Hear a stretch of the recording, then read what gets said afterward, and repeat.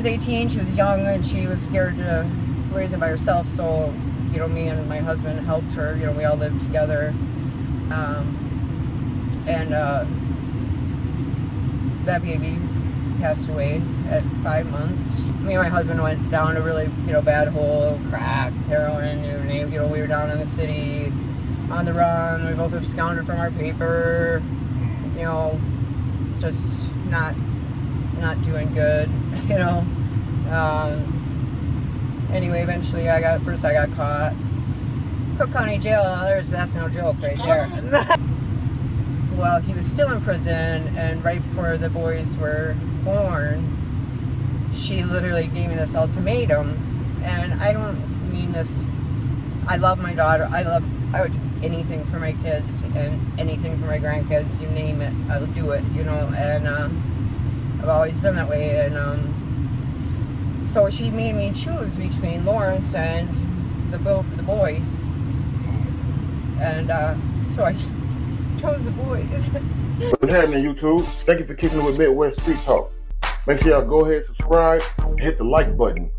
And for those who choose to help me help others, there's a GoFundMe link in the description. They were all Mexicans, and they all love me there, because I guess I was one of the only ones. I don't give a fuck if you're Mexican or what, you know what I mean? It just doesn't, you know what I mean? So, I can tell.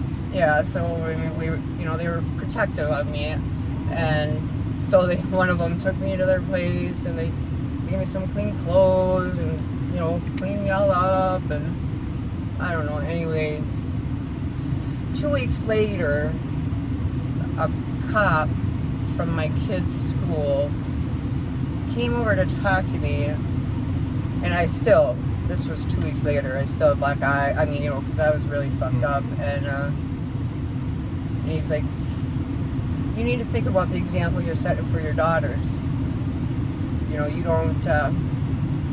You don't report this guy, you don't do anything about it, but what are you teaching them? And so I did it. I'm not a cop caller, I hate the police, but anyway, so I reported him, and I don't know how long he sat, a year and a half or something, but anyway. Have you been married? Yeah, after JB, well, I still was single for a couple years. Of course, I had my little flings or whatever, but nothing, whatever. And then I met my husband. His name is Lawrence. I didn't want anything to do with him. That group of friends, okay, they were all black guys. Kenny, the one that was my best friend. In trouble.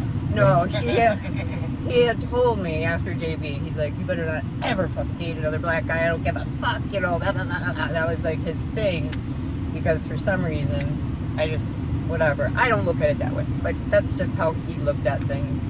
And so I didn't, and then I met Lawrence, and I wouldn't have anything to do with him. I wouldn't give him the time of day, and he chased me for months, and then anyway, I finally gave in, and anyway, eventually we got married, and he was the love of my life. He's the only man I ever loved, really. Fell in love with, Oh! That's what I was trying to get a hold of.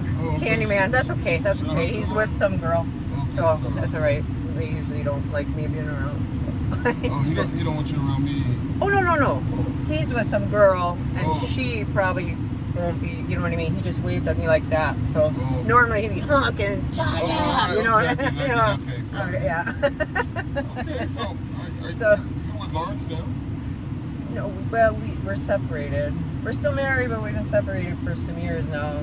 But we were together solid for 11, 12 years. And then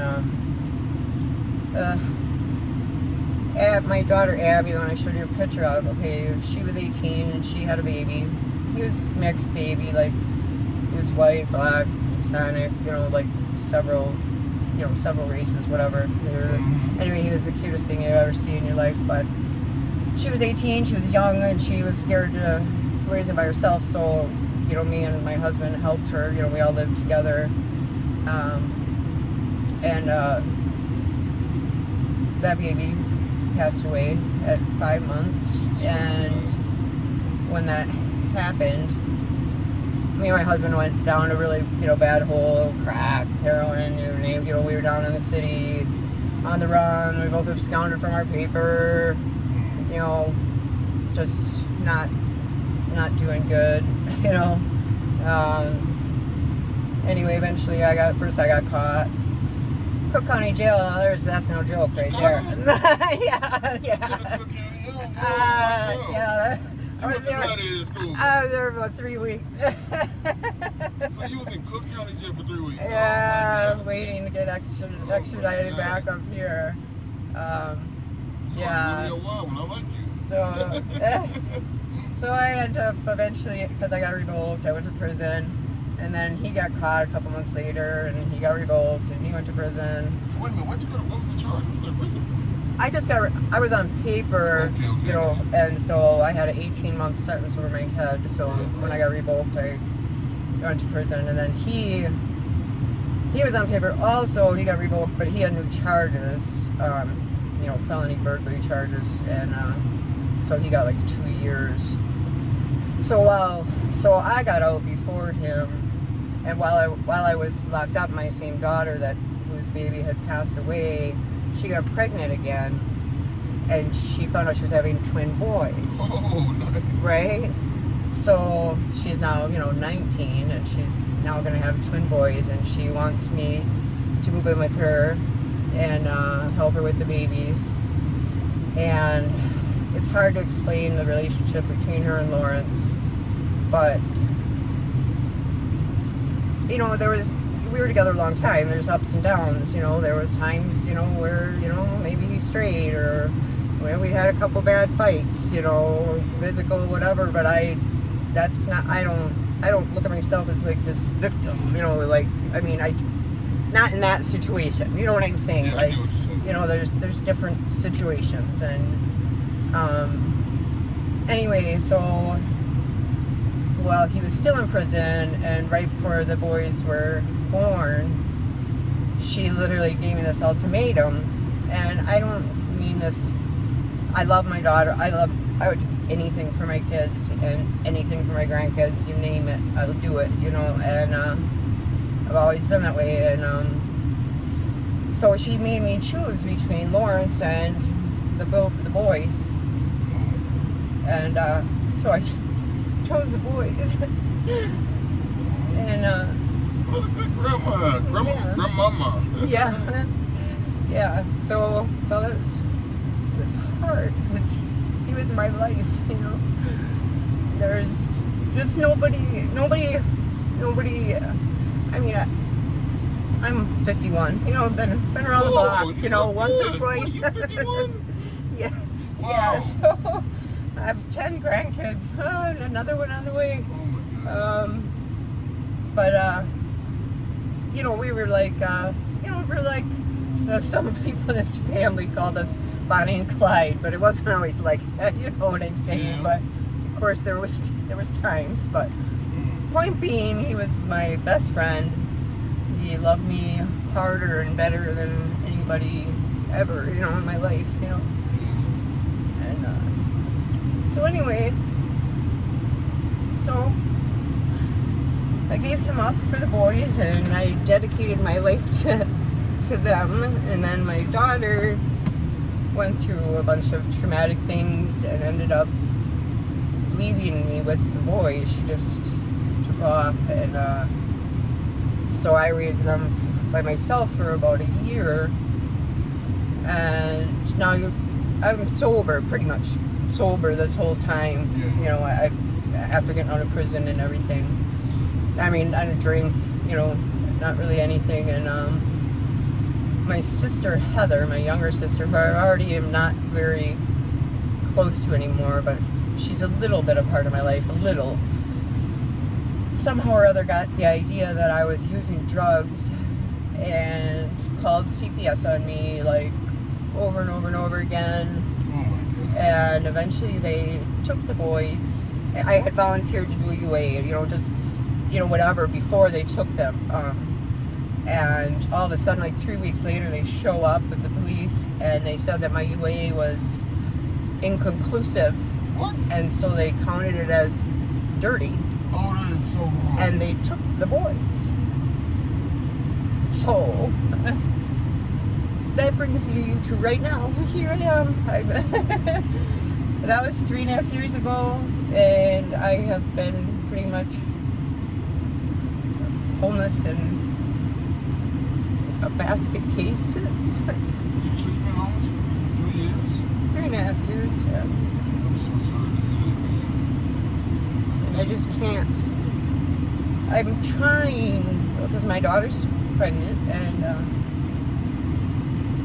the only way I can be a part of that baby's life, or the boys when she gets him back, if she gets him back, and her daughter Larissa that she had after the boys, I have to be sober. So for a couple months now I've been trying. I went to treatment, and now I have to do this IOP treatment and face my demons, which I don't know how to do. The only way you can face your demons is with God, right? You got a big brother that got a lot of power in God. Well, a new big brother now I'm talking about. So I'll let you finish, but that's just it. I mean, that's just you know. I mean, like I'm just not the same person I used to be. Like if you go pre my oldest daughter, when I found that out, and the drinking, I mean, I used to be, you know, like I said, I had my own, I did it all myself, you know, I raised my kids, I had a decent job, I was going to college, I had already graduated one program, I was now, you know what I mean, like I had my shit together, and then some, I had good credit, I had, you know what I mean, like all that crap, you know, I was, you know, anyway. May I encourage you with the truth? What's that? I don't mind the truth. I like it. The truth is, not sometimes, but God chose a lot of us to be leaders and warriors, right? And it seems unfair, right? But the more you go through, is the more of a reach you have on others. Yeah. So you're only 51, but just to let you know, I think all that fighting preserved you. But it's like, you know, now's the time, you know, time to turn that story around. Like I was told by a wise man before, your misery becomes your ministry. Everything that made you miserable was all for a reason. You know, I lost my daughter. She was 6 months, you know. I went through a lot of pain. I was born and raised in Chicago.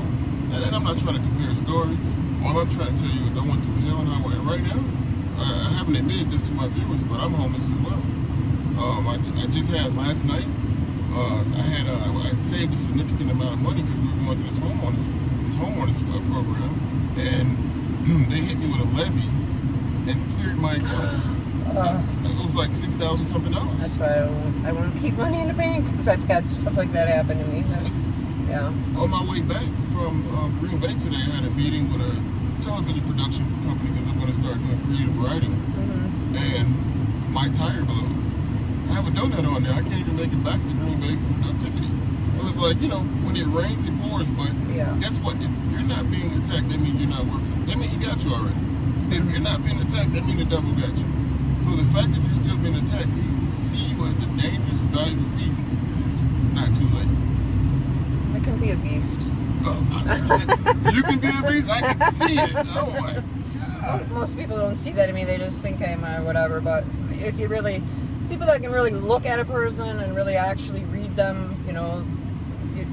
But those are the only kind of people I get along with. I just. It's an animal thing, huh? It's a heart thing. I see it in your eyes. But you know, I'm just joking with that. I know it. So let me ask you a question. Man, I'm definitely getting an update because it's more I want to approach when talking to you, because I know your story right now, even now, is liberating others and they can relate to it. But I don't want to hold you forever. I'm gonna ask you, do you have a social media? Because I know there's probably women out here that's just like you that might want to reach out with encouraging words. Or did you want to share a social media or Facebook or something? I mean, it's just under Tanya Deer. This, you know, That's Facebook. I don't have any other ones. I've never done. I'm not very technological. Okay. My kids always handle that kind of stuff for me. Like, I can't even hook up a TV to a DVD player. I don't even own a TV. I don't even watch TV. Right. And I'll definitely put your Facebook here on screen. But for your journey out here, for just in case somebody wanted to support your journey, did you have a Cash App you wanted to share or any means? Sure. It's $, it's TonyAndames, Tony and Ames. My nickname was Tony many years ago, and my best friend forever, I called her Ames. So anyway, that's where that name comes from. Tony and Ames. Let me ask you something, Tanya. What would you tell? I want you to look in the camera with them superwoman blue eyes. Don't try to hide the animal. But what would you tell the younger you if you had the opportunity to talk to the younger you right now? What would you say to her? What kind of advice would you give her?